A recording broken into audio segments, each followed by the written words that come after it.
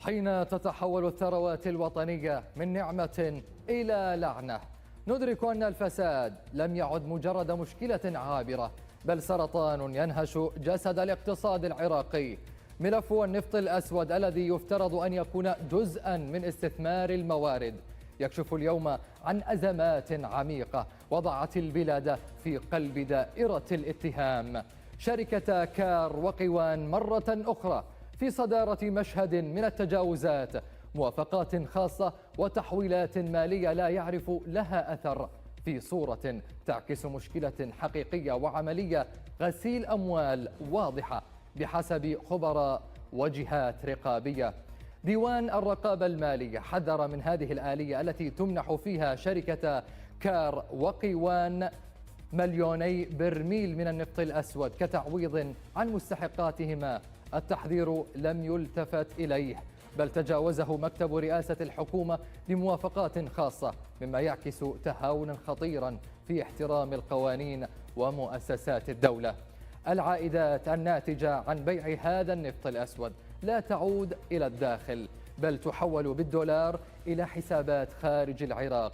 هنا تفاقمت المشكلة، وبدأ حديث المعترضين عن عملية غسيل الأموال، ولا يمكن تسميتها بغير ذلك، حيث يتم إخراج العملة الصعبة، فيما يترك الاقتصاد العراقي ليعاني من استنزاف احتياطياته وتدهور قيمة الدينار.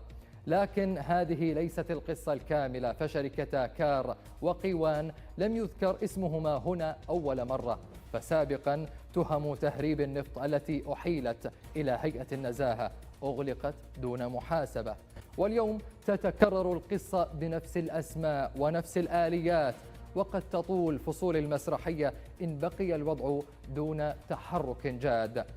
إذن لماذا يتم منح استثناءات خاصة لشركات متهمة بعمليات فساد وتهريب العملة؟ أين الرقابة الحكومية؟ ولماذا يراد لمؤسسات مثل سوما وديوان الرقابة المالية أن تقف عاجزة أمام تجاوزات كهذه؟ المطلوب اليوم إلغاء فوري لهذه المؤسسات والاستثناءات، وفتح تحقيق شامل ومستقل يضم الجهات القضائية وديوان الرقابة المالية وحتى سومو، مع محاسبة جميع المتورطين في إصدار هذه الموافقات والتغطية عليها. كما يجب أن تتبع الدولة الأموال التي خرجت عبر هذه العمليات إلى الخارج، وكيف خرجت وبمساعدة من. ختاما، ما يحدث اليوم ليس مجرد فساد إداري، بل هو تهديد لاقتصاد العراق ومستقبل شعبه. إذن لما لم تتخذ خطوات شجاعة لوقف هذه التجاوزات؟